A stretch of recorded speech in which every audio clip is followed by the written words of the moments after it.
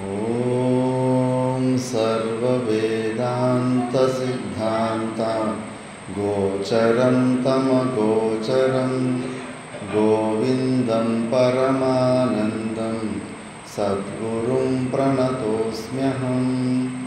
ఓం శాంతి శాంతి శాంతి. మనము వివేక చూడమని శ్రవణం చేస్తూ ఉంటుంది. ఇందులో మనము శుద్ధమైన సత్వగుణము రావాలంటే మనలో అమానిత్వాది లక్షణాలు, దైవీ సంపత్తులు ఇవన్నీ కూడా ఉంటేనే మనలో శుద్ధమైన సత్వగుణము వస్తుంటుంది. ఆ మలిన సత్వం నుంచి శుద్ధ సత్వానికి పోవాలంటే మనలో ఈ గుణాలు తప్పకుండా రావాల్సిందే. మనం అమానిత్వాది లక్షణాల గురించి మనము విచారణ చేసుకున్నాము. దాని తర్వాత యమ నియమాదులు కూడా, యమ నియమాదుల్లో 8 ఉంటాయి. యమ, నియమ, ప్రత్యాహార, ధారణ, ధ్యాన, సమాధి అని చెప్పేసి అక్కడ 7 స్టెప్పులు ఉంటాయి. అవి యోగ సూత్రాల్లో వస్తాయి. ముందు శ్లోకంలో అవి స్పష్టంగా తెలుస్తాయి. మళ్ళీ భక్త్యా సంజాతయా భక్త్యా విప్రయుత్ ఫలకం తనుం ఇది భగవత్తోక్తి. శ్రవణం, కీర్తనం, విష్ణోః స్మరణం, పాదసేవనం, అర్చనం, వందనం, దాస్యం, సఖ్యం, ఆత్మనివేదనం. 9 ప్రకారాలు నవదా భక్తి అంటారు. ఈ నవదా భక్తి కూడా మనం చేస్తూ ఉండాలి. నవదా భక్తిలో ఫస్ట్ శ్రవణం, మొదటిదే శ్రవణం. భగవంతుని చరిత్ర గురించి, పురాణాల గురించి, ఆయన తత్వం గురించి శ్రవణం చేస్తూ ఉండాలి. నాలుకని, చెవుల్ని వాడితే ఆ భగవంతుని గురించినే మనం వాడాలి. పనికిరానివన్నీ వినకూడదు. మనం శాస్త్రం చెబుతుంది, ఎవరి దగ్గర పుణ్యం ఎక్కువ ఉంటుందో వాళ్ళు చెవులో నిందావాక్యం నా శృణోతి. వాళ్ళ చెవులో చెడు మాటలు కానీ నిందా వాక్యాలు కూడా వాళ్ళ చెవుల్లో వినిపియదంట. వాళ్ళు అంటే వాళ్ళ దగ్గరికి పోయి ఎవరు అలాంటి మాటలు కూడా ఆడలేరంట. ఎక్కువ పుణ్యం ఉన్న వాళ్ళ దగ్గరికి. ఎక్కువ పుణ్యం లేకపోతే అవన్నీ మన చెవులో వచ్చి పడుతూ ఉంటాయి. శాస్త్ర ప్రమాణం ఉంటుంది. మళ్ళా కీర్తనం, నాలుగు వాడితే భగవంతుని స్తుతించేదానికే వాడుతూ ఉండాలి. ఎట్లా స్తుతిస్తావో ఎన్నో శ్లోకాలు ఉన్నాయి. భగవద్గీత పారాయణ చేయి. శంకరాచార్యులు ప్రతి ఒక్క దేవుళ్ళ మీద శ్లోకాలు ఉన్నాయి. ఆ శ్లోకాలు ఇది చేయి. శివుని మీద శ్లోకాలు ఉన్నాయి. శివ దీక్షలు వేసుకున్నప్పుడు నా 2-3 శ్లోకాలన్నా కంఠస్థం చేపిస్తారు. అట్లా ఆ శివుని శ్లోకాలు మళ్ళీ ఆయన గురించినే వాగీంద్రని వాడుకుంటూ ఉండు. మళ్ళీ విష్ణోః స్మరణం, పనికిరానివన్నీ చిన్నప్పటి నుంచి చెరిపిన ఘటనలన్నీ మెమొరీలో గుర్తు తెచ్చుకుంటూ ఉంటాడు. దానివల్ల ఏమి ప్రయోజనం ఉండదు. ఇంకా తల బరువు అయిపోతుంది. నువ్వు తెలుసుకుంటే ఆ పరమాత్మని ఎక్కువ తెలుసుకుంటా ఉంటావు బుద్ధి ద్వారా. స్మరణం, పాదసేవనం, భగవంతుని ఆజ్ఞ పాటించడమే, శాస్త్రవీతమైన కర్మలను ఆచరించడమే ఆయన పాదసేవనం. భగవంతుని మనకు సేవ చేసుకున్నట్టు. గురువులకు, భగవంతులకు, ఇంట్లో పెద్దవాళ్ళు ఉంటే మాతృదేవోభవ, పితృదేవోభవ, ఆచార్య దేవోభవ, అట్లా వాళ్ళందరికీ సేవ చేసుకున్నట్టు అంతా శాస్త్రవీతమైన పరమాత్మని సేవ అవుతుంది. ఇంకా ఇలాంటి మూర్తి పూజలు చేస్తే కన్నా అభిషేకం చేయడము, అర్చనలు చేయడము, షోడశోపచార విధుల ద్వారా పూజలు చేసుకోవడము, ఇవి కూడా అంతా భగవంతుని సేవ కిందకే వస్తాయి. మళ్ళీ అర్చనము, వందనము, నమస్కారం. ఎన్నిసార్లు నమస్కారం పెట్టుకుంటే అన్నిసార్లు మంచిదే. తెలుసుకున్నప్పుడంతా ఒక్క గంటకు 100 సార్లు భగవంతుని తెలుసుకొని మనసులో నమస్కారం పెట్టుకుంటూ ఉండాలి పరమాత్మ అని చెప్పేసి. దాస్యం, దాస్యభావం. గురువుల దగ్గర, పరమాత్మ దగ్గర నేను భగవంతుని ఒక దాసుని, దాసుని నేను, భగవంతుని దాసులకు కూడా దాసుడు నేను అని చెప్పేసి. భగవంతుని దాసుడైనోడు సేవకుడిలాగా పనిచేస్తూ ఉంటాడు. దాసుడు ఓనర్లాగా ఉండకూడదు. మనం ఎప్పుడు భగవంతుని విషయంలో ఎక్కడన్నా కానీ సేవ చేసేటప్పుడు భగవంతుని సేవకుల్లాగా ఉండాలి. మళ్ళీ సఖ్యం అంటే భగవంతునికి మిత్రుల్లాగా, ప్రేమికుల్లాగా ఉండాలి. ఎప్పుడు ఆయనని తెలుసుకుంటూ ఉండాలి. ఎంతోమంది ఉపాసకులు వాళ్ళు పూజించే విగ్రహమూర్తిని కూడా పక్కలోనే తీసుకొని వెళ్తూ ఉంటారు. అంత ప్రేమ ఉంటుంది. ఎప్పటికీ ఆ కృష్ణ పరమాత్మ నేను విడిచి ఉండలేను అని చెప్పేసి. అలా ఇలా నవవిధ భక్తులు ఇవి కూడా చేస్తూ ఉంటే మనలో ఉన్న సత్వగుణం శుద్ధమవుతుంది. దాని తర్వాత దైవీ సంపత్తులు వస్తాయి. దైవీ సంపత్తులు భగవద్గీతలో 26 దైవీ సంపత్తులు ఉంటాయి. అంటే దేవతల లోపల ఉన్న గుణాలు. ఆ గుణాలు మనలో ఉండాలి. అవి లేకపోతే కానీ ఇంకా అంతఃకరణ శుద్ధి మనకు కలగలేదు అని చెప్పేసి. మనం ఇప్పుడు నరకం నుంచి ఈ జన్మకు మనము నరకం నుంచి వచ్చామా లేదా స్వర్గం నుంచి వచ్చామా అనేది కూడా తెలిసిపోతుంది. మనలో ఈ దైవీ సంపత్తి దేవతల్లో ఉన్న గుణాలు మనలో కనిపిస్తున్నాయంటే మనం ఇప్పుడిప్పుడే స్వర్గం నుంచి వచ్చాము. అంటే పుణ్యకర్మలు చేసుకుంటూ ఆ పుణ్యం ఖర్చు అయిపోయిన తర్వాత కిందకి వచ్చామని. మనలో రాక్షసుల తత్వం ఎక్కువ కనిపిస్తున్నాయి, రాక్షసుల గుణాలు ఎక్కువ కనిపిస్తున్నాయంటే కనుక ఇప్పుడిప్పుడే మనం నరకం నుంచి వచ్చాము అని.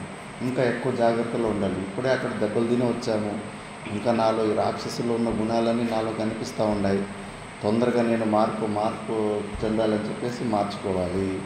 ఆ 26 దైవీ సంపత్తుల గురించి ఇప్పుడు వస్తుంది.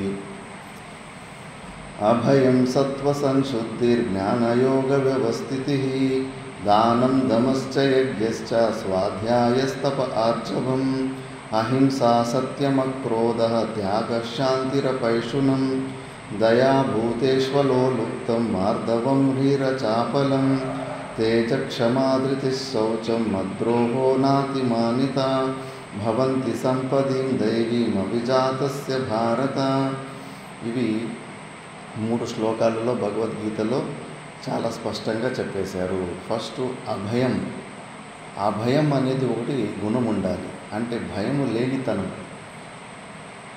దాని గురించి స్పష్టంగా చెప్తారు. తత్ర అభయం నామ ఇష్ట అనిష్ట సంయోగ వియోగ హేతు దర్శన జన్యం దుఃఖభయం తద్రాహిత్యం యద్వా శాస్త్రోపాదిష్టార్థే సందేహం వినా అనుష్ఠాన నిష్ఠత్వం. 2 ప్రకారాలు భయం ఉంటాయి. ఒకటి సామాన్య అన్ని విషయాలు ఏదైతే భయం ఉంటుందో, అడుగడుగున సడన్గా వెనక నుంచి ఒక పెద్ద సౌండ్ వస్తే కూడా బెదిరిపోతాం, మనం ఉలిక్కి పడతాం. ఆ రిషికేశ్లో చోటా మహారాజ్ అనే ఒక మహానుభావుడు ఉండేవాడు. ఆయన సాయంత్రం పూట మహాత్ములు కొంచెం వాకింగ్కి పోతుంటారు. వాకింగ్కి పోతూ ఉంటే ఎదురుగా పులి వచ్చేస్తుంది. బాగున్నాయి పులులు రిషికేశ్లో. మా కళ్ళ ముందుటనే ఒకసారి వాకింగ్కి ఒక చిన్న 8 సంవత్సరాల అమ్మాయి ఒక కుక్కని పట్టుకొని వాకింగ్ వెనకాల చూపిస్తుంటే సిటీ ఉన్నట్లే ఉంటుంది. సిటీ పక్కలోనే అడవి. సిటీ లోపలికి వచ్చేసి మనుషుల్ని తినేసి వెళ్ళిపోతాయి. ఇవి లెపార్డ్ అంటారు. చిరుతలో పెద్ద చిరుత అని ఉంటుంది, తేందువా అంటారు, లెపార్డ్ అంటారు. అవి ఎక్కువ అటాక్ చేస్తూ ఉంటాయి. మేము ఇటు మా ఎదురుగా ఆమె నడుచుకొని వచ్చి కాస్తూరు పోయింది, మేము ముందు నడుచుకుంటూ పోతున్నాం. తిరిగి వచ్చేపటికి ఆ కుక్క తప్పించుకొని తిరిగి పరిగెత్తి వస్తూ ఉంది. ఆ చిన్న పిల్లని ఎత్తుకెళ్ళిపోయి తినేసి, మళ్ళీ ఉదయం న్యూస్ పేపర్లో చూస్తేనే ఇట్లా చంపేసి తినేసింది. అన్ని పులులు ఉంటాయి అక్కడ రిషికేశ్లో. ఇంకా చోటా మహారాజు శిష్యులతో పాటు సాయంత్రం నడుచుకొని పోతూ ఉంటే అక్కడ ఇంకా పులి వచ్చేసరికి ఇంకా మహాత్ములు వేదాంతం అంతా పోయింది. ఇంకా చెట్టు ఎక్కినారు, పరిగెత్తినారు. అందరూ ఒక దుఃఖికి కొందరు ఆశ్రమానికి తిరిగి పరిగెత్తి వచ్చేసారు. ఇంకా ఆ చోటా మహారాజు మాత్రం రా పులి రా, నీకు 3 రోజుల భోజనము దొరికింది, వచ్చి తినేయని ఆయన అన్నాడు. మరి ఆయనకు ఆ భయం లేదు, మృత్యు భయం అనేది అది లేదు. అంత ప్రతి క్షణము అలాంటి అభయ స్థితిలో ఉండాలి. అంటే వాళ్ళు జీవన్ముక్తి స్థితిలో ఉంటారు. మనం ఉలిక్కి పడుతున్నాము ఏదైనా సౌండ్కి, దానికి దీనికి అడుగడుగున భయపడుతున్నామంటే ఇంకా మనము సచ్చిదానంద స్వరూపులము అనే విషయాన్ని మనం సరిగ్గా తెలుసుకోలేదు అని చెప్పేసి మళ్ళీ ఇంకో భయం ఉంటుంది. శాస్త్రం ఇప్పుడు భగవంతుని గురించి, మోక్షం గురించి ఏమైతే శాస్త్రం చెబుతుందో, గురువులు చెబుతున్నారో, వాళ్ళు చెప్పిన మాటలు విని నేను సాధన చేస్తే కానా మోక్షం దొరుకుతుందో లేదో అనే భయం. ఆ భయం ఉందనుకో, అది కూడా మళ్ళీ ముందు మనకు అడుగడుగున భయం వేస్తూ ఉంటుంది. ఎందుకు ఇప్పుడు కరోనా వైరస్ వచ్చినప్పుడు వ్యాక్సిన్ కనిపెట్టారు. ఆ వ్యాక్సిన్ని స్టార్టింగ్లో వేసుకోవడానికి ఎంతమంది భయపడ్డారు.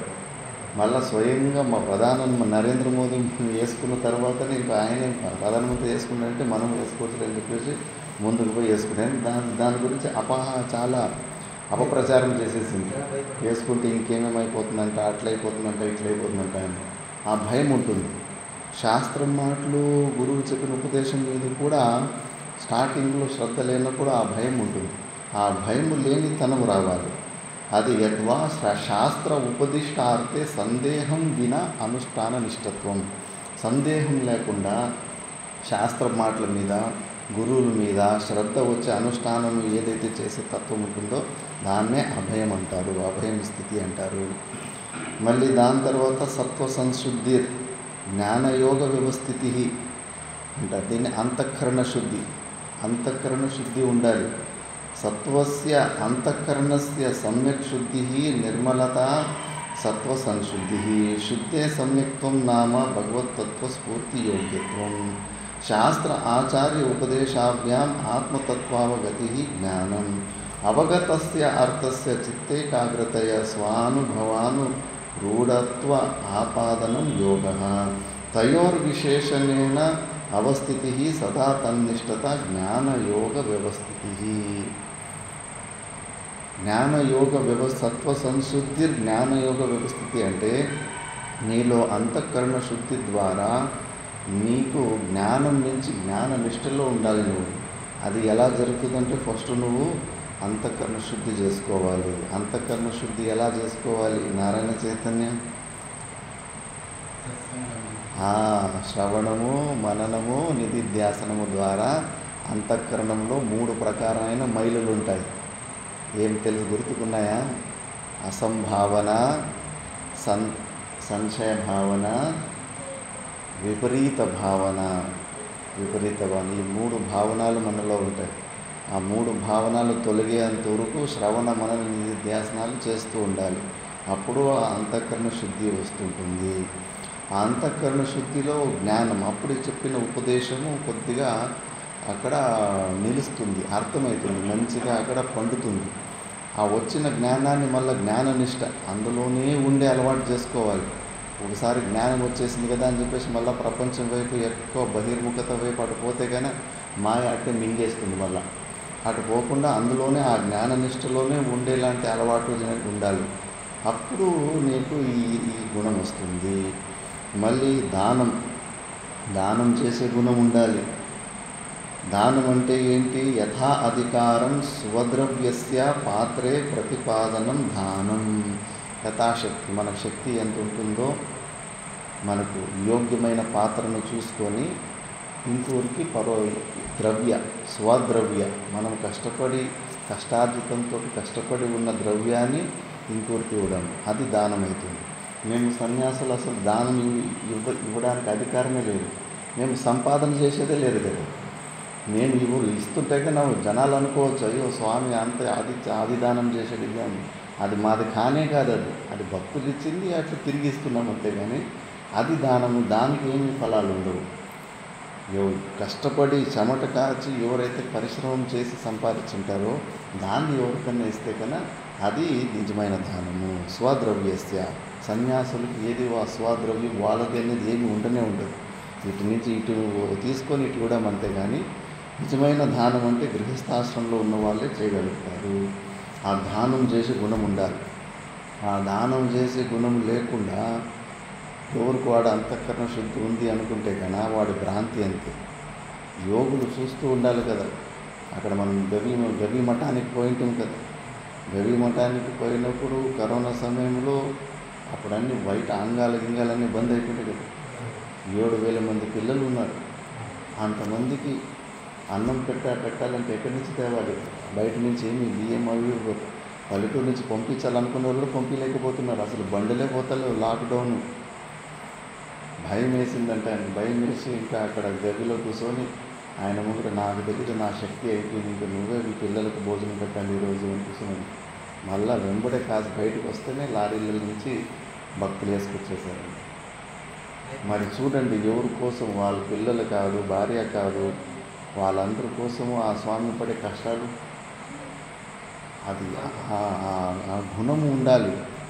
మహానుభావుల్లో ఆ ఎత్తుకు మంచి సాధన చేసిన వాళ్ళు ఇది ఎక్కువ కనిపిస్తూ ఉండాలి. పరోపకారం చేసే గుణం ఉదయం నుంచి సాయంత్రం వరకు ఇంకొనికి సహాయం చేసే గుణమే కనిపిస్తూ ఉండాలి. అప్పుడు అలాంటి వ్యక్తి ఏమన్నా తనకు కొద్దిగా అంతఃకరణ శుద్ధి అని అనుకుంటే పర్వాలేదు. ఆ గుణం ఏమీ లేకుండానే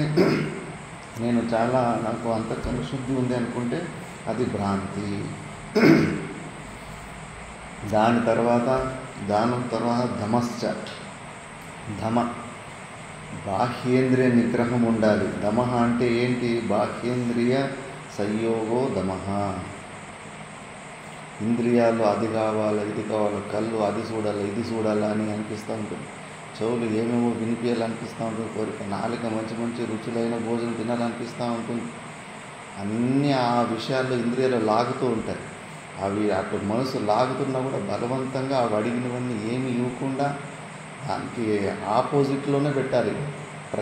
ఆహారం అంటే గ్రహించడం అని, ప్రత్యాహారం అంటే కన్నా దానికి విరుద్ధంగా ఉండడము అని చెప్పేసి ఇంద్రియాలు అడిగినవన్నీ ఇవ్వకుండా దాన్ని బ్రేక్ పట్టి కేవలం ప్రాణం నిలబడడానికి ఎంత అవసరమో అంత మాత్రమే గ్రహిస్తూ ఉండడం. బాహ్యేంద్రియ నిగ్రహం ఉండాలి. ఎక్కువ చంచలత్వం ఉంది, ఇంద్రియాలని అస్సలు కొద్దిగా కూడా కంట్రోల్ చేసుకోలేకపోతున్నారంటే కనుక అది రాక్షస గుణము. అసూసు రమతే ఇది ఆసుర. అసుర అనే పేరు కూడా, అసు అంటే ఇంద్రియాల్లో ఎవరు రమిస్తుంటారో వాళ్ళు అసురులు అని చెప్పేసి. అందుకే సాక్రటీస్ చెక్ చేసుకుంటాడు. జ్ఞానం వచ్చిన తర్వాత బయట మార్కెట్లో ఒకటి తిరిగి వస్తాడు. ఇంకా ఏదన్నా వస్తువు నాకు కొనాలనిపిస్తూ ఉందా, తినాలనిపిస్తూ ఉందా అని చెప్పేసి, లేదు అంటే ఏ వస్తువు మీద నా మనసు పోతా లేదన్నప్పుడు ఆయన కొంచెం శాంతిగా ఉంటాడు. విండో షాపింగ్ చేసుకొని వస్తాడు. అవన్నీ పోవాలి. అవన్నీ ఇంద్రియ నిగ్రహం చాలా అవసరం. ఇవన్నీ బేసిక్ స్టెప్పులు. ఇవన్నీ ఏమీ చేసుకోకుండా ఒకేసారి మోక్షం రావాలంటే రావు. ఆ దమం ఉండాలి, ఇంద్రియ నిగ్రహం ఉండాలి. మళ్ళీ దమం తర్వాత యజ్ఞశ్చ శ్రౌతశ్చ అగ్నిహోత్ర దర్శపూర్ణ మాసాది స్మార్తశ్చ దేవయజ్ఞ పితృయజ్ఞ భూతయజ్ఞ మనుష్యయజ్ఞ ఇది చతుర్విధా యజ్ఞో యజ్ఞ బ్రహ్మయజ్ఞస్య స్వాధ్యాయపదేన కృతగుప్తే. యజ్ఞాలు చేయాలి. యజ్ఞాలు చేసే గుణం ఉండాలి. యజ్ఞం అంటే 3 ప్రకారాలు. శ్రౌతమైన అగ్నిహోత్ర దర్శపూర్ణమాసాది. అసలు మర్చిపోయినాం. ముందు మన భారతదేశంలో ప్రతి ఇంట్లో కూడా యజ్ఞకుండం ఉండేది. ఉదయం పూటలు ఎవరైనా ఊర్లో నడుచుకొని పోతే కానీ అందరింట్లో ఆ నెయ్యిలో ఆహుతి ఇచ్చిన గమగమగమ అనే అగరబత్తుల స్మెల్, నెయ్యి స్మెల్ ఊరంతా ఉండేది.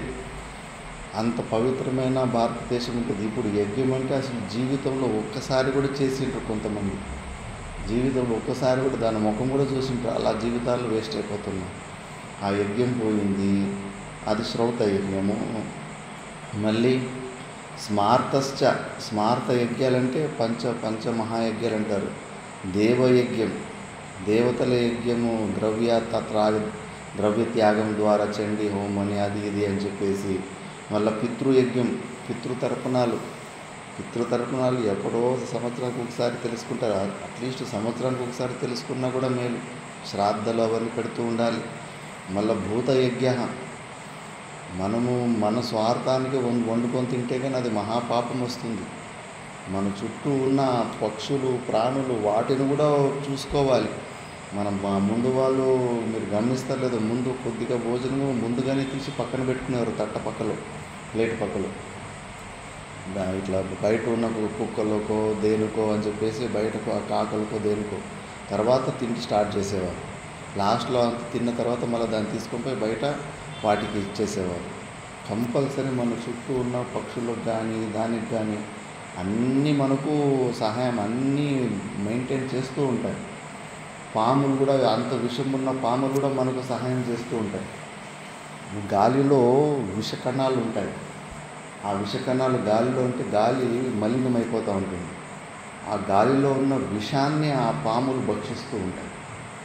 ఆ గాలిని ప్యూరిఫై చేస్తూ ఉంటాయి. చీమ కానీ, ఎలక కానీ, పిల్లి కానీ, కుక్క కానీ కాకి కానీ అన్ని జంతువులు కూడా ఈ ఎకాలజీని మెయింటైన్ చేయడానికి అన్నిటి అవసరం ఉంటుంది. మరి వాటిని చూసుకునే బాధ్యత కూడా మనదే. వాటి వల్ల ఇప్పుడు పక్షులు ఏదైనా పంటలు వేస్తే కన్నా పోతు పువ్వు నుంచి ఆడు పువ్వుకి అది పోలినేషన్ చేస్తూ ఉంటాయి. చిన్న చిన్న గుంబీలు అంతే, ఈగలు కూడా అంతే. అవి క్రాస్ పాలినేషన్ చేస్తేనే మంచి పంటలు వస్తాయి. లేదంటే కానీ ఒట్టి చెట్లు పెరుగుతుంటే అందులో కాయలు కాయవు.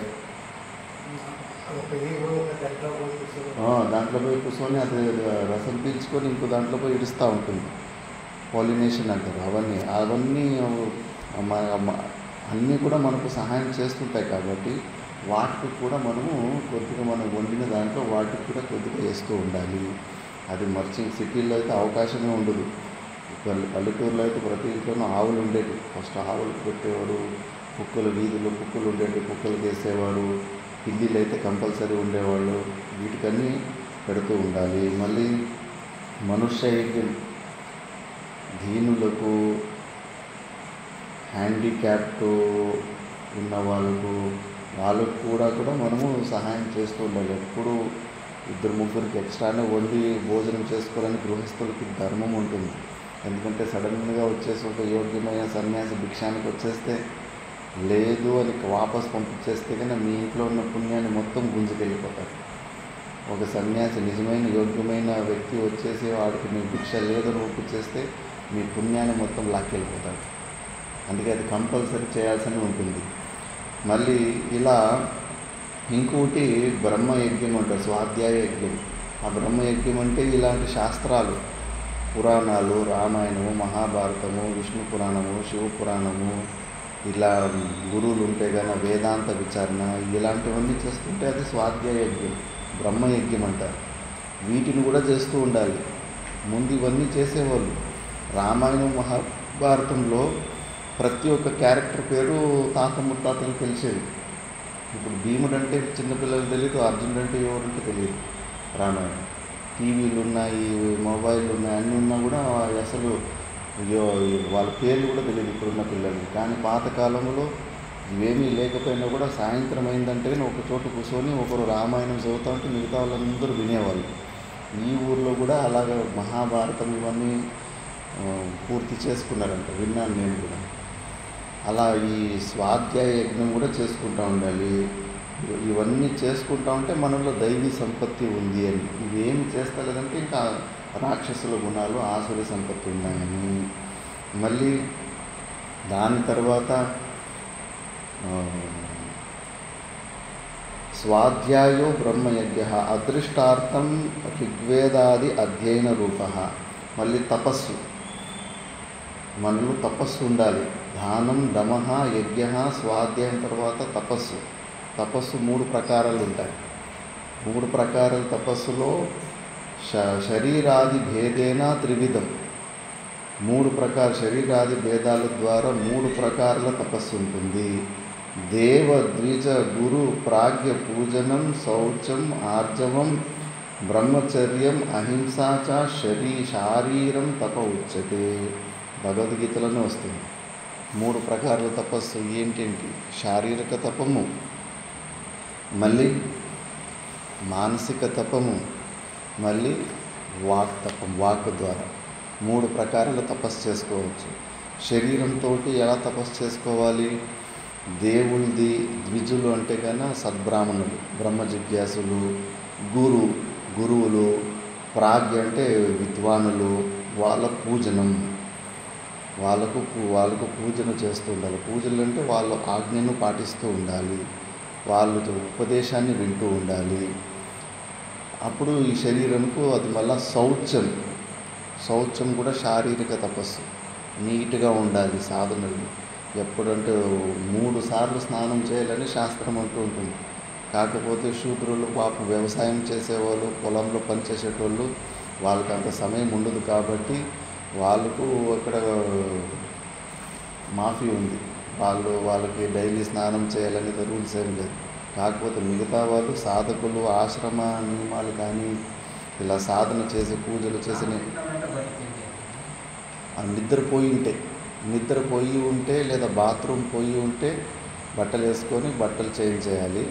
లేకుండా పోతే కన్నా బట్టలు బయట తీసేసి స్నానం చేసుకొని మళ్ళీ ఆ బట్టలు వేసుకోవచ్చు.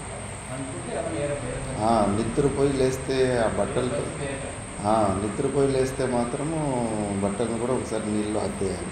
నిద్రపోకుండా అలాగే పొగలు ఏదో పని చేసుకుంటూ సాయంత్రం అయిందంటే కన్నా మళ్ళీ అదే బట్టలే వేసుకోవచ్చు. నీళ్ళ మీద మళ్ళా కొన్ని నీళ్లు చిలకరించేసి అపవిత్రోపవిత్రోవా సర్వావస్థాం గతోపివా యస్మరేత్పుండరీకాక్షం సా బాహ్యాభ్యాంతర శుచి అని ఆ మంత్రం చెప్పుకొని నీళ్ళు చల్లుకునేస్తే కానీ అది శుద్ధి అయిపోతుంది. మళ్ళీ ఆర్జవం, శరీరంతో స్ట్రైట్ ఫార్వర్డ్నెస్, మనసులో ఏముందో బయట దాన్నే చెబుతూ ఉండాలి. మళ్ళీ బ్రహ్మచర్యాన్ని పాటిస్తూ ఉండాలి. 8 ప్రకారాల బ్రహ్మచర్యం ఉంటుంది. మగవాళ్ళు ఆడవాళ్ళ గురించి, ఆడవాళ్ళు మగవాళ్ళ గురించి, కానీ ఇద్దరికి అది పాటించాలి. ఆలోచన చేయకూడదు ఇంకోరి గురించి, మళ్ళా మాట్లాడకూడదు. 2, 3వది ఎక్కువ దగ్గరగా క్లోజ్గా ఉండకూడదు. 4వది కామ కళ్ళతోటి చూడకూడదు. మళ్ళీ 5వది పనికిరాని మాటలు, అసభ్యమైన మాటలు మాట్లాడుకోకూడదు. మళ్ళీ ఇంకా క్రీడలు చేసుకోకూడదు. అవన్నీ ఇట్లా 8 ప్రకారాలు అష్టమైతునం అంటారు. ఇందులో వాళ్ళని స్మరించుకోవడం కూడా తప్పు, ముఖం చూడటం కూడా తప్పే అని చెప్తుంది. అష్టవిధ బ్రహ్మచర్యాన్ని పాటించాలి. పెళ్ళి చేసుకున్న వాళ్ళు కూడా బ్రహ్మచర్యాన్ని పాటించవచ్చు. పిల్లలు పుట్టినా కూడా వాళ్ళు బ్రహ్మచర్యులు. కేవలం పిల్లలు పుట్టడానికి మాత్రమే కలిసి ఉండి దాని తర్వాత సామాన్య భక్తుల్లాగానే ఎవరైతే ఉంటారో వాళ్ళు, అది కూడా బ్రహ్మచర్యమే. కాబట్టి అష్టవిధమైన బ్రహ్మచర్యము పాటించడము ఈ శరీరానికి తపస్సు. మళ్ళీ అహింస దాని ముందు కూడా అమానిత్వాదులో వచ్చింది. అది 3 ప్రకారాలు మనస వాచ కర్మన ఎవరికి హింస చేయకుండా ఉండడం. ఇది దైవీ సంపత్తి. ఆలోచన చేయండి. మనం ఉదయం నుంచి సాయంత్రం వరకు ఎవరికోరికి చిన్నప్పటి నుంచి గుర్తుకు తెచ్చుకోండి. ఎంతమందికి దుఃఖాన్ని ఇచ్చి ఉంటాం, ఎంతమంది దుఃఖాలకు మనము కారణమై ఉంటాం.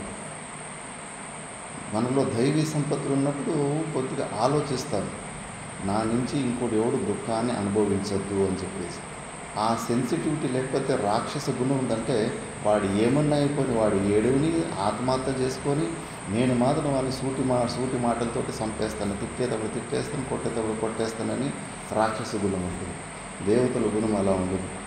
ఎంతైనప్పటికీ కూడా నా నుంచి ఇంకోనికి ఏమి బాధ కలగద్దు అనే భావనతోటిన వ్యవహారం ఉంటుంది.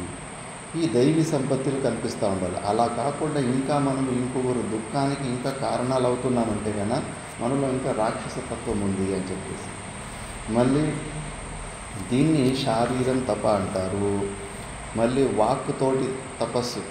అనుద్వేగకరం వాక్యం సత్యం ప్రియహితంచ యత్ స్వాధ్యాయాభ్యసనంచైవ వాంగ్మయం తప ఉచ్యతే.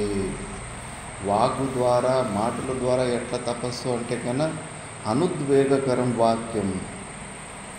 మనం మాట్లాడే మాటకి ఎదురుగా ఉన్న వ్యక్తి టెన్షన్ తీసుకోకూడదు, వాడి తల జడకూడదు, వాడు బాధల్లో బాధపడకూడదు. అలాంటి వాక్యాలు వాడాలి. చెప్పే విధానం ఉంటుంది. వాడు తప్పు చేసినా కూడా వాడిని సరిదిద్దుకోవడానికి కూడా మంచి మాటల ద్వారా కూడా మనం వాడిని సరిదిద్దచ్చు. ఉద్వేగాన్ని పెంచేలాంటి మాటలు మనం ఆడకూడదు. ఎంకరేజ్మెంట్గా మాటలు. మనం మాట్లాడే మాట ఎలా ఉండాలంటే సత్యమై ఉండాలి. కేవలం సత్యం ఉంది కదా అని చెప్పేసి అన్ని చోట్ల సత్యాన్ని కూడా బయట చెప్పకూడదు. ఆ సత్యమైన మాట వినేవాడికి ప్రియంగా ఉండాలి. వాడికి ఆ మాట హితంగా కూడా ఉండాలి. ఆ మాట వింటే వాడికి ఏదైనా ప్రయోజనం ఉండాలి. ఇప్పుడు కేవలం సత్యం అంటే ఇప్పుడు మంచి పెద్ద ఎమ్మెల్యేలు ఉంటారు, పొట్టిగా ఉంటారు, 2.5 ఫీటు 3 ఫీట్లే ఉంటారు. పొట్టోడా రా అంటే కన్నా అది సత్యమే కదా, వాడికి బాగా నచ్చుతుందా? పొట్టిగా ఉంటారు, వాడిని సత్యమే కదా, సత్యమైన మాటే కదా. పొట్టోడా రా అంటే కన్నా మళ్ళీ అది వానికి కోపం వస్తుందా లేదా?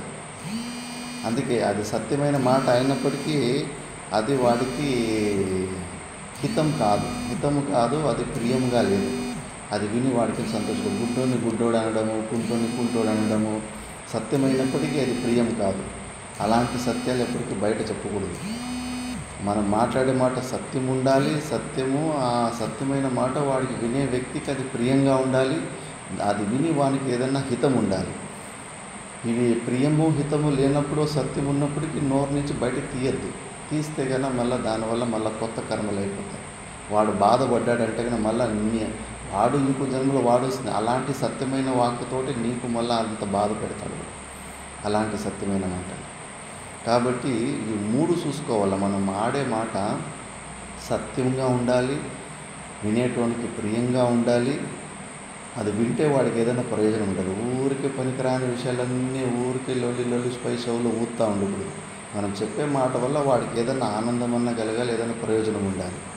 ఈ 3 చూసుకొని ఏదైతే మాట్లాడతామో దీన్ని మళ్ళా వాక్కుతోటి చేసే తపస్సు అంటారు. ఇది పెద్ద తపస్సు. ఇది ఊరికి ఎండలో కాళ్ళను నిలుచుకోవడానికి కాదు, వాగీంద్రియము ద్వారా కూడా తపస్సు చేసుకోవాలి. మళ్ళా స్వాధ్యాయాభ్యసనం చేయవ వాంగ్మయం. స్వాధ్యాయం, నీకు వాక్ ఉందంటే కన్నా భగవద్గీత పారాయణాలు చేసుకోండి. ఎంతోమంది కష్టపడి స్కూలుకు పోకపోయినా కూడా 4-5 అక్షరాలు నేర్చుకొని భగవద్గీత పారాయణాలు నేర్చుకుంటారు, విష్ణు సహస్రనామ పారాయణాలు నేర్చుకుంటారు. శ్రద్ధ ఉండాలి, గురి ఉండాలి. గురి ఉంటే కన్నా వస్తుంది అది. ఊరికే ఆ మాటలు ఈ మాటలు మాడుకొని శక్తి, నాలుకలో ఉన్న శక్తిని, ఎనర్జీని అంతా వేస్ట్ చేసుకోకూడదు. నాలుకను వాగీంద్రియాన్ని వాడుతున్నామంటే కన్నా భగవద్గీత పారాయణము, విష్ణు సహస్రనామము, జపము, శ్లోకాలు, వీటి ద్వారా మనము ఇది చేసుకోవాలి. నేను చెప్పుకుంటూ కదా, చోటా మహారాజ్ అనే ఋషికేశ్లో ఆయనకు లాస్ట్ మూమెంట్లో సమాధి స్థితికి ఎక్కువ వెళ్ళిపోయేవాడంట. ఎక్కువ వెళ్ళిపోయి ఒకసారి బయట చెట్టు కిందనే సమాధి స్థితికి వెళ్ళిపోయింటే అక్కడ కోతులు ఎక్కువ ఉంటాయి. కోతి వచ్చేసి ఇక తలకి కొట్టేసింది. కొట్టేసరికి రక్తం అంతా కారుకుంటూ సుమారు 100 మీటర్ల వరకు పారుకుంటూ వెళ్ళిపోయింది. 2 లీటర్ల రక్తమేమో కారిపోయింది ఆ రోజు. ఇంకా ఆయనేమో సమాధి స్థితిలో ఉన్నాడు, ఆయనకేం కనిపించలేదు. సడన్గా ఎమర్జెన్సీ అయిపోయేసరికి అక్కడి నుంచి రిషికేశ్ నుంచి ఢిల్లీకి తీసుకొచ్చారు. ఢిల్లీకి తీసుకొచ్చేస్తే కానీ ఆ అనస్థీషియా ఇంజెక్షన్ ఇస్తారు ఆపరేషన్ చేయకముందు. ఆ అనస్థీషియా ఇంజెక్షన్ ఇచ్చినప్పుడు లోపల ఉన్న బుర్రలో ఏది ఉంటుందో అది కొంతమంది నోటి ద్వారా మాట్లాడుకుంటూ ఉంటారు. అప్పుడు తెలిసిపోతుంది వీడు మనసు లోపల ఏముంది అని చెప్పేసి. ఎన్నో నిజాలు బయటకు వచ్చేస్తాయి. ఈ సైకాట్రిస్ట్ కూడా నిజాన్ని తెప్పించేటప్పుడు అలాంటి పరిస్థితికి తీసుకెళ్తారు. ఇలాంటి స్థితిలో పెద్ద బయట చాలా మంచి పేరు తెచ్చుకున్న మహాత్ములు కూడా అలాంటి అనస్థీషియా ఇచ్చినప్పుడు లోపల ఉన్న చెడ్డ ఆలోచనలన్నీ బయటకు వచ్చేసాయి కొంతమందికి. కానీ చోటా మహారాజ్కి అలాంటి స్థితికి పోతే మొత్తం ఉపనిషత్తు మంత్రాలు, శ్లోకాలు అన్నీ కంఠస్థం చేసినవన్నీ, ఆ శ్లోకాలన్నీ దడదడ టేప్ రికార్డులో వచ్చినట్లు వస్తున్నాయంట.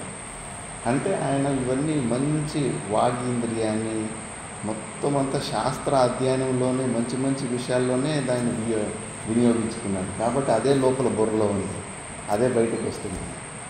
మనకేమో అలాంటి స్థితి వస్తే ఏమేమి వస్తాయి, మళ్ళీ వంకాయలు, కొత్తిమీరలు, టమాటాలు అన్నీ ఇవే వస్తాయి మనకు మళ్ళీ. ఎందుకంటే వాటి గురించి ఎక్కువ బుర్రలో పెట్టేసుకున్నాను. అట్లా మంచి దేవునికి సంబంధించిన స్వాధ్యాయం గురించి దేని గురించి మనం ఎక్కడ అభ్యాసం చేస్తామో అదే బుర్రలో స్థిరంగా ఉంటుంది. అందుకే అలాంటి వాక్కును వాడితే కానీ అలాంటి మంచి పనులకు వాడుతూ ఉండాలి. అప్పుడు ఇది పెద్ద తపస్సు అవుతుంది. మళ్ళీ మనఃప్రసాద, సౌమ్యత్వం, మౌనం, ఆత్మ వినిగ్రహ, భావ సంశుద్ధి ఇది ఏతత్ తపో మానసం ఉచ్యతే. ఇది మనసుతోటి చేసే తపస్సు. చాలా గొప్ప తపస్సు ఇది. అందరి వల్ల కాని తపస్సు ఇది. మనఃప్రసాద, తృప్తి పడ్డం, ఉన్న దాంట్లో తృప్తి పడ్డం అనేది చాలా అస్సలు అది లేదు, అది సరిగ్గా లేదు, ఇది సరిగ్గా లేదు, జీవితం అంటే లేదు, సరిపోలేదు, ఇంకా ఏదో కావాలి చేయాలని ఇందులోనే డిస్టర్బెన్స్తోనే ఉంటారు. ఉన్నది ఏది ఉన్నదో అదే చాలు, దాంతోనే తృప్తిగా ఉండడం అనేది ప్రసాదం. మనసు చల్లగా ఉండాలి. సౌమ్యత్వం, మనసు సౌమ్యంగా ఉండాలి. మనసు సౌమ్యంగా ఉంటే శరీరంలో ఉన్న ఆకారము సౌమ్యంగా ఉంటుంది. ముఖంలో తెలుస్తుంది కదా మనిషి కోపంగా ఉన్నాడా శాంతంగా ఉన్నాడని మనకు తెలిసిపోతుంది కదా. ముఖం వికారంగా ఉంది, అంతేకాని లోపల మనసు కూడా అంతే వికారాన్ని పొందింది అని. లోపల మనసులో సౌమ్యం ఉంది అంటే కనుక బయట ఆ ముఖంలో కూడా ఆ చల్లదనము శాంతంగా ఉన్నాడనే విషయం తెలుస్తూ ఉంటుంది. అందుకే మనసుని ఎప్పుడూ ఆ శాంతిలో పెట్టుకో ఉండాలి. మౌనం అనవసరంగా ఏమి చాలా సాధన చేసిన వాళ్ళు నువ్వు 10 ప్రశ్నలు అడిగితే 10 ప్రశ్నలకు ఒక మాట 2 మాటలు ఉత్తరం ఇచ్చేసి సైలెంట్ అయిపోతారు. ఎంత తక్కువ మాట్లాడితే అంత మంచిది. అవసరం ఉంటేనే నోరు విప్పాలి. ముఖ్యంగా మనసుతోటి పనికిరానివన్నీ ఆలోచన చేస్తూ ఉండకూడదు. ఎంత దాన్ని సైలెంట్గా ఉంచుకుంటే అంత మంచిది. ఆ మౌనం ఆత్మ వినిగ్రహ, అప్పుడు పరమాత్మని సాధనలోనే మనసుని ఉంచడము, ఇది కష్టమే. అందుకే 2-3 ఆలంబనాలు పెట్టుకోవాలి. అన్నీ ఒకేసారి ధ్యానంలోకి వెళ్ళిపోవాలి, ధ్యాన స్థితికి వెళ్ళిపోవాలంటే కుదరదు. కాసేపు జపం చేస్తూ ఉండాలి. ఆ జపంలో బోరు కొట్టిందంటే కొంచెం నిష్కామ కర్మయోగం సేవ చేస్తూ ఉండాలి. అందులో బోరు కొట్టిందంటే కనుక ఉపాసన, కొన్ని శ్లోకాలు పారాయణాలు చేసుకుంటూ ఉండాలి. సత్సంగం ఎంతో జరుగుతూ ఉంటుంది. ఉదయం సాయంత్రం ఇలాంటి సత్సంగాలు శ్రవణం చేస్తూ ఉండాలి. ఇట్లా మార్చి మనసును మాత్రం ఇలాంటి మంచి విషయాల్లోనే వినియోగిస్తూ ఉండాలి. కొద్దిగా అవకాశం ఇచ్చిన మాయ దూరిపోతూ ఉంటుంది. మళ్ళా భావ సంశుద్ధి, భావంలో శుద్ధమైన భావం ఉంటుంది. ప్రతి ఒక్కరిలో ప్రతి చోట ఒక పరమాత్మనే చూస్తూ ఉంటారు. భేదాలను చూడడము మర్చిపోయి ఉంటారు వాళ్ళు మనసు ద్వారా. అవన్నీ సామాన్యమే. ఎండాకాలం వానాకాలంకి ఎలా అవి చాలా ఇబ్బందిని ఇస్తాయి. వచ్చినప్పుడు 40 డిగ్రీలు ఉంది వచ్చిన సంవత్సరం ఎండ. ఆశ్రమంలో ఉన్న కానీ అందరికీ వేదులు వచ్చాయి. అప్పుడు ఆ ఎండలకు తట్టుకోలేకపోయారు. అప్పుడు ఈ రూమ్లో భయంకరమైన వేడి ఉంటుంది. అంత వేడి ఉన్నా, అంత ఇబ్బందికరమైన పరిస్థితి ఉన్నా కూడా దాని గురించి ఏమి షికాయత లేదు, పోలీస్ కంప్లైంట్ లేదు. దానికి అడ్జస్ట్ అయిపోయాం. ఎందుకంటే అది రియాలిటీ, వాస్తవం. అది మన చేతుల్లో లేదు. మనకు అనుకూలంగా దాన్ని ఏమీ మార్చుకోలేము. అది ఉన్నట్టు దానికి అనుకూలంగా మనం మారడం. ఇదే తత్వము మనుషులు, మన చుట్టూ ఉన్న మనుషుల్లో కూడా అది కూడా రియాలిటీ అని ఏ రోజు మనం స్వీకరిస్తామో అప్పుడు మన మైండ్ డిస్టర్బ్ కాదు. మనకు ఏమేమో కోరికలు ఉంటాయి. అందరూ మన చుట్టూ ఉన్న వాళ్ళందరూ దేవతల్లాగా ఉండాలని అనుకుంటారు. అది జరిగిన పని. అందరూ పుణ్య పాప కర్మలు వేసుకొచ్చింటారు. ఏదో ఒకటి తప్పులు చేస్తూ ఉంటారు. దాన్ని చూసి ఊరికే ఉండలేము, సహించలేకపోతాం. అది డిస్టర్బ్ అయినే అవుతూ ఉంటుంది. ఇప్పుడు ఎదురుగా మంచిగా సత్సంగాలు విన్నప్పుడు మనసు ఎంత శాంతంగా ఉంటుంది. అదే ఎదురుగా ఎవరన్నా మంచి గొడవలు పడి లొల్లి పెట్టుకొని మర్డర్లు చేసుకొని గోల చేసిన దాన్ని చూస్తే మనసు ఎంత వికారంగా ఉంటుంది. చూసిన వ్యక్తులు కూడా మనసు ఖరాబ్ అయిపోతూ ఉంటుంది. అట్లా బయట మనము జరిగే విషయాలకి మనము రియాక్షన్లు ఇస్తూ ఉంటే మనము మన చుట్టూ ఇంకా ప్రపంచంలో ఉంటుంది. మన మనసును మనము ఎలాంటి విపరీత పరిస్థితుల్లో కూడా ఇవన్నీ కూడా ఎండాకాలం వానకాలం లాగా స్వాభావికమే. మన చేతుల్లో ఏమీ లేదు. వీటికి మనం అడ్జస్ట్ కావడం కానీ మనకు అనుకూలంగా వాళ్ళనంతా మార్చుకోవడానికి వీలు కాదు. అప్పుడు మనసు శాంతంగా ఉంటుంది. అప్పుడు అన్నీ మంచిగానే, ప్రపంచంలో అన్నీ మంచిగానే కనిపిస్తూ ఉంటాయి. లేదంటే పచ్చకామర్లు వచ్చిన వాళ్ళకి అన్నీ పచ్చగానే కనిపించినట్టు మనలో దోషాలు, వికారాలు, అశాంతి ఉన్నప్పుడు బయట అన్ని దోషాలు, అందరిలోనూ దోషాలు కనిపిస్తుంటాయి. అన్ని దోషాలు కనిపిస్తూ ఉంటాయి. ఇవి సాధనలు. ఇలా మనసు ద్వారా మనము శాంతంగా ఉండి భావనలు మంచి శుద్ధ భావం పెట్టుకోవాలి. పరమాత్మ భావంలోనే ఉండాలి. ఎప్పుడు మనం ఎవరన్న విషయం మరవకుండా ఉండాలి. దీన్ని మానస తపస్సు అంటారు. మనసు ద్వారా చేసే తపస్సు అంటారు. మళ్ళీ దాని తర్వాత తపస్సు తర్వాత ఆర్జవం. దీని గురించి వచ్చింది స్ట్రైట్ ఫార్వర్డ్నెస్. మనసులో ఏముందో వాక్కులో దాన్నే చెప్పాలి. వాక్కులో మనం ఏం చెప్తామో దానికి అనుకూలంగానే నడుచుకుంటూ ఉండాలి. నడదంతే నుడి ఇదే జన్మ కడే అంటారు బసవన్న తత్వాలంతా. నువ్వు మాట్లాడినట్టు దానికి అనుకూలంగా నడుచుకుంటూ పోయి ఇదే జన్మ నీకు లాస్ట్ అయిపోయింది, మళ్ళీ పునర్జన్మ రాదు మళ్ళీ నీకు అని. కాబట్టి ఇది స్ట్రైట్ ఫార్వర్డ్నెస్ ఉండాలి. అవక్త్రం ఆర్జవం మనోవాక్కాయ వృత్తీనాం ఏకరూప్యమితి యావత్తు. మనసు, వాక్కు, శరీరంలో 3 ఒకే రూపంలో ఉంటే కానీ అది ఆర్జవము. ఇది దేవతల గుణం అంటారు. ఉన్నది ఉన్నట్టు మాట్లాడే వాళ్ళని దేవతలు అంటారు. అది ప్రతి ఒక్క మనిషికి ఒక ఫిల్టర్ ఉంటుంది. లోపల ఒక ఉద్దేశం ఉంటుంది, బయట ఒకలాగా నటిస్తూ ఉంటారు. స్వామీజీ అట్లా ఇట్లా అని ఒకసారి చెట్టు ఎక్కిస్తూ ఉంటారు, లోపలనే మళ్ళా నిందలు చేసుకుంటూ ఉంటారు. అవన్నీ అలాంటి వాళ్ళు జీవితంలో ఎప్పుడు పైకి రాలేదు. ఎందుకంటే అది రాసుని సంపత్తి. అది దేవతల గుణం ఉంటే కానీ లోపల ఏముందో బయట అదే ఉంది. డైరెక్ట్గా గురువులకే చెప్పేస్తారు, గురుగారు మీరు ఇది చేస్తున్న తప్పు అని చెప్పేసి డైరెక్ట్గానే చెప్తారు. ఈ ఆర్జవం లేని వాళ్ళు అట్లనే చెప్పరు. గురుగారు అంతా మీరు చేసేది కరెక్ట్ అని ఎదురుగా చెప్తారు. వెనక్కి పోయి ఆయన తప్పు చేస్తున్నాడని ఊరందరికీ చాటుకొని వస్తూ ఉంటారు. అది ఆసురి సంపత్తి. అది దైవీ సంపత్తి స్ట్రైట్ ఫార్వర్డ్నెస్ ఉండడము. మళ్ళీ అహింస, పరపీడావర్జనం అహింస. మనసు, వాక్కు, కాయము ద్వారా మనము ఇంకో జీవులకి, ఏ జీవికైనా మనం హింస చేశామా, దుఃఖాన్ని కలిగించామా, మనం ఎన్ని జన్మలైనా కూడా మనము తప్పించుకోలేము. మాండవ్య ఋషి ఒక మిడతను పట్టుకొని వెనక గుదద్వారం నుంచి ముళ్ళు చెట్టుకు కూర్చుంటాడు.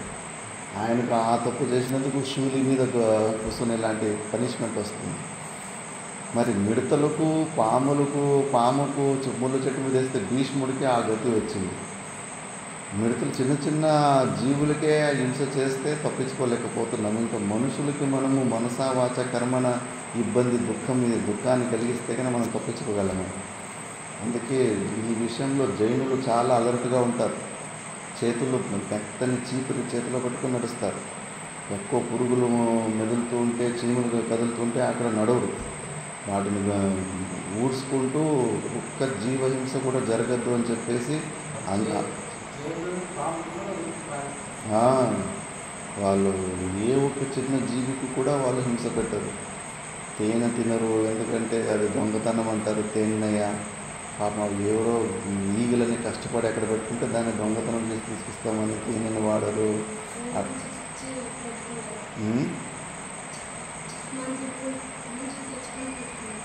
చామంతి పూలు, అన్ని పూల నుంచి కూడా తేనె అవి రసము సంగ్రహించి అవి పెట్టుకుంటాయి. మనమేమో దాన్ని దొంగతనంగా దాన్ని తీసుకొని వచ్చేస్తాం వాటి నోటి కాడలు, వాటి భోజనాన్ని.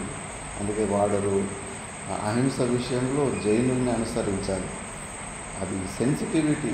ఈరోజు మనకు దుఃఖం వస్తుందంటే మనము ఏదైనా వ్యక్తి ద్వారా మనకు ఇబ్బందులు వస్తున్నాయంటే కనుక పూర్వజన్మలో ఆ వ్యక్తికి మనం ఇలాంటి ఇబ్బందులే పెట్టాము. అలాంటి ఇబ్బందులు పెట్టినందుకే అలాంటి దుఃఖాలు మనకు తిరిగి వస్తున్నాయి. మరి ఈ జన్మలో కూడా మళ్ళీ అదే తప్పులు చేస్తే మళ్ళీ ఇంకో జన్మకు మళ్ళీ వస్తాయి. కాబట్టి మనం ఫస్ట్ అలాంటి తప్పులు ఇంకో జీవికి నా నుంచి హింసం కావద్దని. ఇంకా కోళ్ళు, మేకలు కోసుకొని తినేటోళ్ళు వాళ్ళ గతిని అడగనేవద్దు. ఎవ్వరు తప్పించుకోలేరు. దేవుడు ముంగిట బలి ఇస్తారు. మీలో ఉన్న పశువు లాంటి గుణాన్ని బలి ఇవ్వండి అంటే కన్నా ప్రాణులనే పోయి దేవి పేరు మీద బలి ఇస్తారు. ఒక జీవి ప్రాణం కోల్పోయిందంటే 8 మందికి పాపం కలుగుతుంది. ఆ జీవి స్వేచ్ఛను తప్పించి మేపిన వానికి, అడవిలో అది ఉంటే కన్నా స్వేచ్ఛగా దాని పాటికి తను ఉండేది.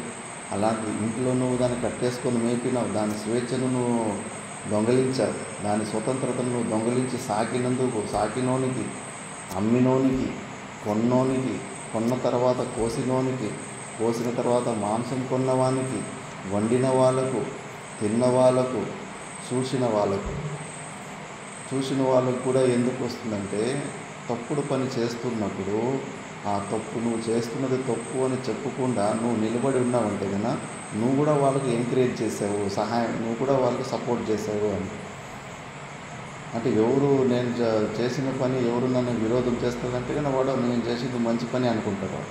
అదే నువ్వు చూసిన వెంబడి నువ్వు చేస్తున్న తప్పురా, ఇంకో జీవహింస చేయకూడదని చెప్పేస్తే కన్నా నీ వంతు నీది తప్పిపోతుంది. ఆ తప్పుకోకుండా నువ్వు అలాగే చూస్తున్నట్టు చూసినోడు కూడా ఒక భాగం పోతుంది, 8 భాగాలు పోతాయి ఒక జీవి చనిపోయిందంటే. అది మళ్ళా అది నువ్వు చంపినది కోడి, అది పులిగి వస్తుంది, నువ్వు జింకై పుడతావు. మళ్ళీ అడవిలో తరిమి నీ గొంతు పట్టుకొని అది మాట్లాడుతుందంట. మాతా మాణికేశ్వరమ్మ, నేను కొడుక పూర్వజన్మలో నా గొంతు కోసింటు కదా, ఇప్పుడు చూడు నీ మెడే పట్టుకున్నాను, గొంతే పట్టుకున్నాను, ఇప్పుడేమంటావు అని అడుగుతున్నాను. అంటే మరి ఏది కర్మ సిద్ధాంతంలో ఎవరికి మనం ఎలా హింస చేస్తామో అలా తప్పకుండా ఆ జీవి నుంచి మనకు అలాంటి హింస రానే రావాల్సిందే, తప్పకుండా మనం అనుభవించాల్సిందే. అందుకే ఆ అహింసా తత్వం ఉండాలి. ఇది దైవీ సంపత్తి, దేవతలకు ఉన్న తత్వం ఇది. అలాంటి గుణం ఉంటే మనము ఏమి ఇంటెన్షన్ లేకుండా ఎవరికి హింస పెట్టే వృత్తులు చేయాలి. ఆలోచిస్తాము. ఒక మాట అంటే అయ్యో ఈ మాట వల్ల వాడు దుఃఖపడతాడా సంతోషపడతాడని ఆలోచించి మాట్లాడతాడు. ఈ లోపల ఇది లేకపోతే దైవీ సంపత్తి వడబడాని సూదుల్లాంటి చుచ్చేలాంటి మాటలు, వంకర మాటలు, వక్రత్వమైన మాటలు, వీటి ద్వారా మళ్ళీ ఎవరినో హింస పెడతానే ఉంటాం. కాబట్టి చాలా జాగ్రత్తగా ఉండాలి. మనం ఆడే మాటల ద్వారా దేని ద్వారా ఇంకో వ్యక్తికి ఏమన్నా హాని కలుగుతుందా లేదా, దాన్ని సెన్సిటివిటీ అంటారు. ఇన్సెన్సిటివిటీ ఉంటేనే ఎక్కువ పాపకర్మలు చేస్తుంటాం, సెన్సిటివ్ ఉంటే పాపకర్మలు చేయం. మరి దాని తర్వాత యథాదృష్ట వచనం సత్యం చెప్పే అలవాటు ఉండాలి. అసలు ఈ అలవాటు పోయింది. సత్యం యథార్థంగా ఏది జరిగిందో ఆ యథార్థాన్ని సత్యంగా చెప్పే అలవాటు ఉండాలి. అబద్ధాలలో పుట్టి అబద్ధాలలో పెరిగి అబద్ధాల్లో చనిపోతూ ఉంటారు. 1000 అబద్ధాల మధ్యలో ఎప్పుడో 1-2 సత్యం గురించి మాట్లాడుకుంటారు. విపరీతమైన అబద్ధాల గురించి విచిత్రంగా మాట్లాడుకుంటా ఉంటారు. మా గురువులు చిన్నప్పటి నుంచి చచ్చే వరకు ఒక్కసారి అబద్ధం ఆడింది ఎవరు వినలేదు. వాళ్ళ ఇంట్లో అమ్మ నాన్న వినలేదు, అన్నదమ్ములు వినలేదు. సన్యాస మార్గంలో, సాధన మార్గంలో జోకు కూడా ఎప్పుడు ఒక అబద్ధం చెప్పలేదు. ఒక సత్య హరిశ్చంద్రుడు తర్వాత నేను మరి రెండో వ్యక్తి గురించి అదే విన్నాను. జోకులకు కూడా ఒక్కసారి కూడా అబద్ధం చెప్పలేదని చెప్పేసి. కాబట్టి ఆ సత్యం చెప్పే అలవాటు ఉంటే కనుక వాడిలో ఆ దైవీ సంపత్తి ఉంది అని చెప్పేసి. దాని తర్వాత అక్రోధ, క్రోధం రాకుండా ఉండడం. పరైహి ఆక్రోశే తాడనే వా కృతే సతి సద్య ప్రాప్తస్య క్రోధస్య తత్కాలం ఉపశమనం అక్రోధ. వేరే వ్యక్తులు పరైహి ఆక్రోశే వేరేటోళ్ళు మన మీద అరుస్తున్నప్పుడు, కోపపడుతున్నప్పుడు, కొట్టినప్పుడు, తాడనేవా కొట్టినా కూడా ఆ సమయంలో సద్య ప్రాప్తస్య క్రోధస్య మనకు కోపం వస్తుంది. వచ్చిన కోపాన్ని అనగదొక్కడం. తత్కాలం ఉపశమనం అక్రోధ. ఆ క్రోధాన్ని చంపుకోవాలి. రాక్షస తత్వం ఉంటే కానీ క్రోధం వచ్చిన తర్వాత అసలు ఆగలేడు. వాడు ఒక మాట అంటే వీడు 10 మాటలు అంటాడు. వాడు ఒక్క దెబ్బేస్తే వీడు 10 దెబ్బలు కొడతాడు. క్రోధాన్ని కంట్రోల్ చేసుకోలేకపోతాడు. ఎందుకంటే క్రోధంలో ఉన్నప్పుడు మనము తీసుకునే నిర్ణయాలు ఎప్పటికీ పొరపాటే ఉంటుంది. క్రోధం లేకుండా మంచి సామ్య అవస్థలో ఉన్నప్పుడు ఏమైనా నిర్ణయాలు తీసుకుంటే అవి కరెక్ట్గా ఉంటాయి. క్రోధంలో నువ్వు ఎలాంటి నిర్ణయం తీసుకున్నా అది 100% తప్పే అవుతుంది. దానివల్ల మళ్ళీ నీకు ఇంకా ఎక్కువ ఇబ్బందులే కానీ దానివల్ల నీకు మంచిది అయ్యేదే ఉండదు. వచ్చిన కోపాన్ని అలాగే చంపేసుకోవాలి. అప్పుడు చంపేసుకోగలిగితే కానీ అప్పుడు నువ్వు వీరుడివి, అప్పుడు నువ్వు హీరో, నీలో దైవీ సంపత్తి ఉందని. ఆడొక మాట అన్నాడని వాడిని 10 మాటలు అంటే కన్నా నువ్వు మళ్ళీ అసురుడివి, నువ్వు రాక్షసుడివి. క్రోధం అంటే బ్రేక్ ఫెయిల్యూర్ గాడి డౌన్లోకి పోతుంటే ఎట్లా కంట్రోల్ లేకుండా యాక్సిడెంట్ అయిపోతుందో అట్లా క్రోధం వచ్చిన తర్వాత అంత ఇంక కంట్రోల్కి రాదు. ఆక్రోధము కోపంలో వచ్చిన వెంబడే దాన్ని అణగదొక్కేలాంటి శక్తి ఉండాలి. అది అణగదొక్కలేకపోతున్నాము. వాడేదో అరిచినాడని వీడేదో అరిచినారని చూస్తూ ఉంటాం కదా. ట్రిప్లో కూడా చిన్న విషయాలకి గొడవలు, ప్రతిదానికి గొడవలు పెట్టుకుంటారు. చిన్న మాట అంటే ఓర్వలేము, దానికి కోపం వస్తుంది. టైంకి వచ్చి భోజనం తినండి అని చెప్తే ఆ మాటకు కోపం వస్తుంది, దానికి ఇల్లులే. చిన్న మాటలకంతా కూడా పెద్ద సమస్యలాగా చూసుకుంటూ ఉంటాం. అందుకే క్రోధం ఎప్పటికీ మంచిది కాదు. దానస్య ప్రాగుప్తే త్యాగ దుఃఖ సంగ పరిత్యాగ. దానం గురించి ముందే చెప్పేశారు. త్యాగము అంటే కన్నా దుఃఖ సంగ పరిత్యాగ, దుఃఖాన్ని కూడా వదిలిపెట్టేది. ఎక్కువ ఏదన్నా దుఃఖం వచ్చినప్పుడు దాని గురించినే చింతన చేసుకుంటూ ఉండదు. దాని గురించి చింతన చేస్తే ఇంకొంచెం దుఃఖం ఎక్కువ అవుతుంది. వదిలిపెట్టేయాలి దాన్ని. దాని గురించి ఆలోచించకుండా మైండ్ని పక్కని వేరే చోట షిఫ్ట్ చేసేయాలి. వేరే మాటలు ఏదో వేరే సత్సంగం వేరే మాటల్లోకి వెళ్ళిపోవాలి. దాని గురించి ఎక్కువ తోడుకుంటూ ఉంటే కానీ ఇంకా ఎక్కువ దుఃఖం అవుతూ ఉంటుంది. మళ్ళీ దాని తర్వాత సత్యమక్రోధ త్యాగ శాంతి అపైషుణం. శాంతి గుణం ఉండాలి. శాంతి అంటే ఏంటి? అంతరింద్రియ ఉపరతి. మనసు బుద్ధుల్ని అంతరింద్రియాలు అంటారు. ఈ 2 ఇంద్రియాలని బయట ప్రపంచంలోకి పోకుండా భగవంతుని విషయంలోనే నువ్వు ఉంచితే, నువ్వు నీ స్వరూపంలో నువ్వు ఉంచితే అప్పుడు శాంతి ఉంటుంది. ఈ ఇంద్రియాలని మనసు బుద్ధుల్ని బయట ప్రపంచం గురించి ఆలోచించడము మనకు సంబంధం కానీ బయట విషయాల్లో మనం ఆలోచిస్తున్నామంటే శాంతి భంగం అయిపోతుంది. బయటికి ఇంద్రియాలు దాటి చైతన్యం బయటికి పోయిందంటే మళ్ళీ ఇబ్బందులే. దాని లోపలే ఇంకా. అందుకే పగలంతా కూడా కళ్ళు తెరుచుకునే అవసరమే లేదు. ఏమి చూడాల్సిన అవసరం లేదు. శ్రవణం అయిన తర్వాత టక్కని కళ్ళు మూసుకొని ఎంత కళ్ళు కంట్రోల్ చేసుకుంటే అంత మంచిది. ఎందుకంటే కళ్ళు తెరుచుకొని చెవులు ఓపెన్గా పెట్టుకుంటే ఇవన్నీ ఇన్పుట్ ద్వారాలు. ఇవి కొత్త విషయాలని లోపలికి దూరేస్తూ ఉంటాయి. అశ్వత్థాముడు చూడు కళ్ళు ద్వారానే వాడు గూబపోయి కాకి పిల్లల్ని రాత్రిపూట చంపడానికి చూసేసి నేను కూడా పాండవుల్ని రాత్రిపూటలే పోయేసి అందరినీ నరికేస్తానని చెప్పేసి వాడికి ఆ ఐడియా తప్పుడు ఆలోచన వచ్చేస్తుంది చూసినందుకు. ఎందుకంటే ఆహ్రియతేది ఆహార, చూసేది భోజనమే, వినేది భోజనమే. ఇవన్నీ పంచ జ్ఞానేంద్రియాల ద్వారా ఏదైతే లోపలికి పోతూ ఉంటుందో అదంతా భోజనమే. న్యూస్ పేపర్ చదవడము, పుస్తకాలు చదవడం, ఇవన్నీ కూడా భోజనమే శరీరానికి. వీటి ద్వారా అలాంటి మనసు ఏర్పడుతుంది. మంచి ఇలాంటి దేవుని పుస్తకాలు పురాణాలు వీటి గురించి చదువుకుంటే కన్నా నీ మనసు కూడా అంతే మంచిగా దివ్యంగా ఉంటుంది. నువ్వు పనికిరాని రాజకీయ పుస్తకాలు, గొడవల పుస్తకాలు అవి చదువుతుంటే నీ మనసు కూడా అంతే అలాగే తయారైపోతూ ఉంటుంది. కాబట్టి శాంతి కావాలంటే మాత్రం మనసు బుద్ధుల్ని మంచిగా దేవుని మోక్షం గురించి మోక్ష సాధనంలోనే ఎప్పుడు ఉంచాలి. అప్పుడు నీకు ఆ శాంతి లభిస్తుంది. వల్ల అపైషుణం పరదోష ప్రకాశనం పైషుణం తదభావో అపైషుణం.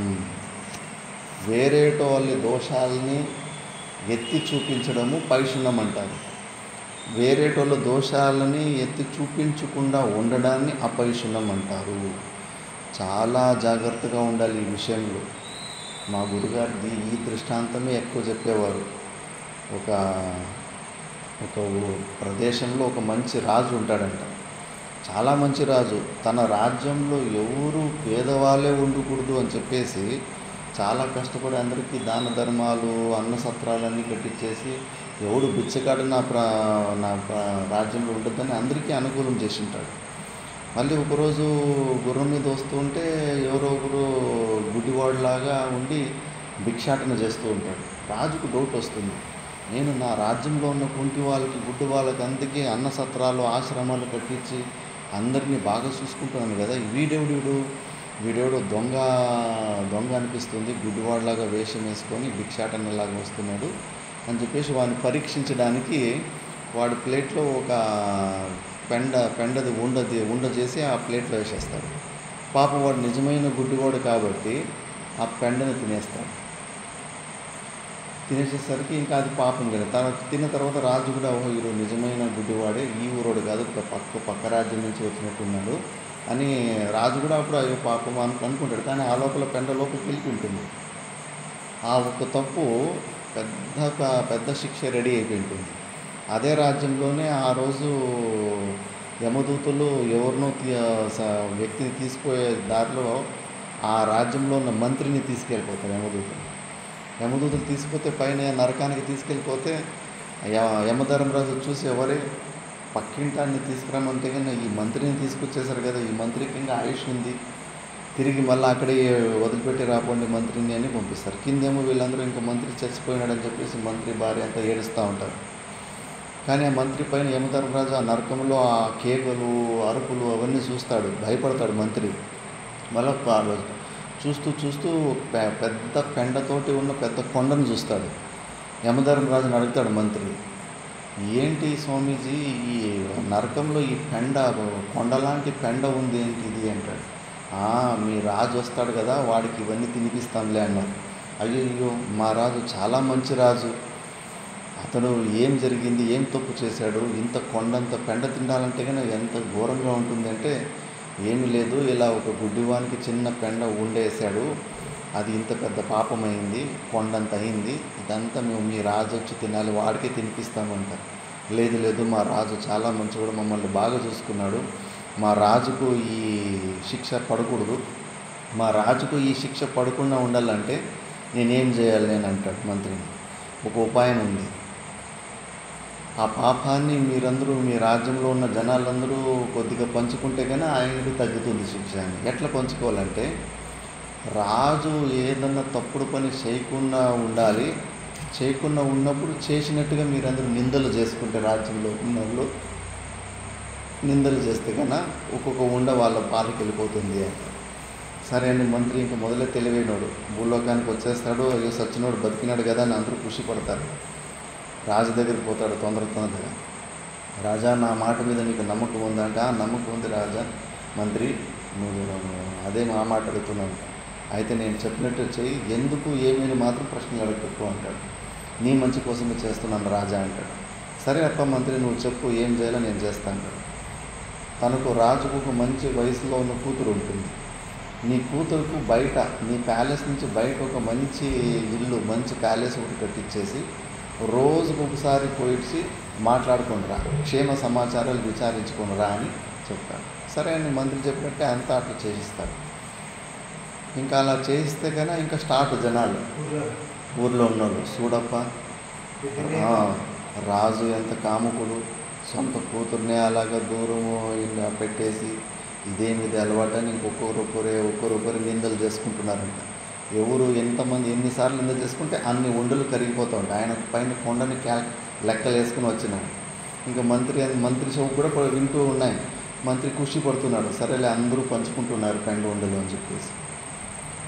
ఇంకా అందరూ ఇంకా నిందలు వేసుకొని ఇంకా అందరూ నిందలు చేసుకున్నారు. ఇంకా 3 ఉండలు మీకు మిగిలి ఉంటాయి, చిన్న ఉండలు, ఇంకా 3 ఉండలు.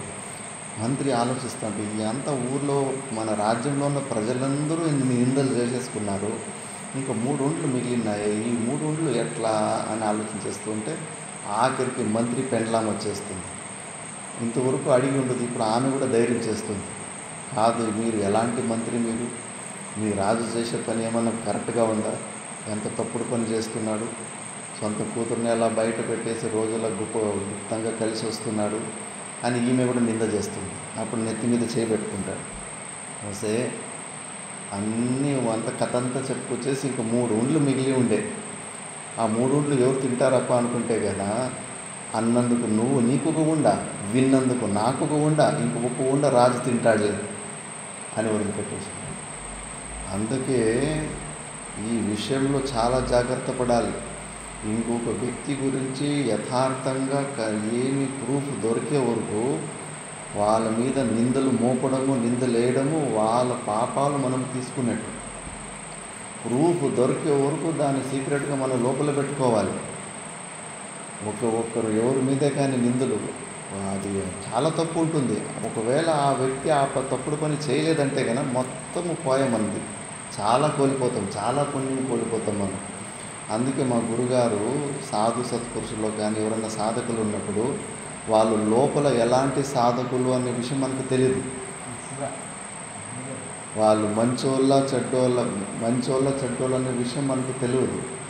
ఇలాంటప్పుడు మనము అనవసరంగా నిందలు చేసుకోవడం వల్ల పుణ్యాన్ని కోల్పోతాం, వాళ్ళ పాపాన్ని మనం తీసుకుంటాం. ఇలాంటప్పుడు మనం ఆ నిందల జోలికి పోయేదే వద్దు. ఏ వ్యక్తి గురించైనా అతనిలో ఉన్న మంచి గుణాల గురించి మాట్లాడుకుంటూ ఉంటే ఇంకా పుణ్యం, వాళ్ళు ఉన్న పుణ్యం మనకు వస్తుంది. వాళ్ళు ఆ పని చేయకుండా ఉంటే మాత్రం మనకు చాలా పెద్ద లాస్ ఉంటుంది. అందుకే దీన్ని చాలా జాగ్రత్తగా ఉండండి. ఎవరు జోలికి పోకండి. ఒకసారి కళ్ళారా చూస్తే కూడా సత్యంలాగా ఉన్నప్పుడు కూడా అది సత్యమైండదు. చూసేటోళ్ళకి అందరికీ రాజు మీద అలాగే అనుమానం వచ్చి ఉంటుంది. ఇంక రోజు అట్లా పోతున్నాడని చెప్పేసి ఊహించుకోవడానికి ఏమి దయ్యాలు, మనసులో దయ్యాలు ఉంటాయి. కొద్దిగా ఉంటేనే అంటగట్టేస్తారు. ఇంకా ఆ దయ్యాలు ఉన్నప్పుడు అన్నీ నకారాత్మకంగానే కనిపిస్తూ ఉంటాయి. నాకే ఎన్నోసార్లు అనిపిస్తూ ఉంటుంది, ఏదన్నా ఒక వస్తువు కానకుండా పోతే కన్నా ఎవరు కొట్టేశారని ఫస్ట్ వస్తుంది. సడన్గా అయ్యో ఎవరన్నా తీసుకెళ్ళిపోయారని వస్తుంటుంది ఫస్ట్. మళ్ళీ అర్థమయ్యి నా రూమ్లోకి ఎవరు అడుగు కూడా పెట్టలేరు కదా అని చెప్పేసి మళ్ళీ ఆ వస్తువు దొరుకుతుంది. ఆ గ్యాప్లో ఊరికే మళ్ళీ వాళ్ళ మీద వీళ్ళ మీద వాళ్ళు తీసుకున్నారని అనవసరంగా నింద చేసుకుంటే ఇంత పెద్ద హాని ఉంటుంది. అందుకే దాన్ని అపైషునం. దైవీ సంపత్తి ఉన్నవాళ్ళు చాలా తెలివిగా ఉంటారు. ఇలాంటి విషయాలు అసలు ఇరుక్కోరు. ఎవరన్నా ఇంకోరి గురించి వచ్చి నిందలు చెప్పినా కూడా I want to reserve my comments, నేను నా అభిప్రాయాన్ని బయటికి తెలుసుకోలేదు అని చెప్పేసి ఆపేస్తారు. దానికి తాళము వేరు, అది నిజము అని చెప్పరు, అది అబద్ధమైంది అని చెప్పరు, నాకు తెలీదు అని చెప్పేసి తప్పించుకునేస్తారు. కాబట్టి చాలా హుషారుగా ఉండాలి. ఇది దైవీ సంపత్తి. దైవీ సంపత్తి ఉన్నోళ్ళు ఈ నిందల జోలికి వెళ్ళరు. ఇప్పుడు గురుస్థానంలో ఉంటాం, ఆశ్రమానికి భక్తులు వస్తుంటారు, వీళ్ళ మీద వాళ్ళు, వాళ్ళ మీద వీళ్ళు, అందరి మీద చాడీలు చెప్పేశారు. ఇప్పుడు అది సామాన్య తత్వం. అది కొంచెం కంట్రోల్ చేసుకోవాలి. చూసి చూడినట్టు, వినినట్టు ఇలా కొద్ది కొద్దిగా అలవాటు చేసుకుంటూ ఉండాలి. ఒకవేళ వాళ్ళు ఆ పని చేసింటే పర్వాలేదు, ఏమి మనకేమి లాస్ ఉండదు. ఒకవేళ ఆ పని వాళ్ళు చేయకుండా వేరే ఎవరో చేసి ఉండొచ్చు. శ్రీకృష్ణుని మీద కూడా అపవాదం వచ్చింది, మణిని దొంగలిచ్చాడని దొంగ అని వచ్చి ఉంటుంది. అంత పెద్ద దేవుళ్ళ మీదనే అపవాదం వచ్చినప్పుడు సామాన్య వ్యక్తుల మీద కూడా మనం పొరపాటు చేస్తూ ఉంటాం. వాళ్ళు చేయకుండా ఉండొచ్చు, చేసినామనే అనవసరంగా అనుకుంటూ ఉంటాం. దాని జోలికి పోకూడదు. అందుకే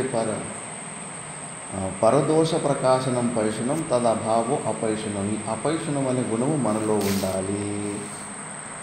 మిగతాది మనము రేపు కొన్ని చూసుకుందాం. ఇంకా కొన్ని దైవీ సంపత్తులు ఉన్నాయి. 26 దైవీ సంపత్తులు ఉంటాయి. ఈ సంపత్తులన్నీ మనలో ఉంటే మనలో సత్వగుణం ఉంది.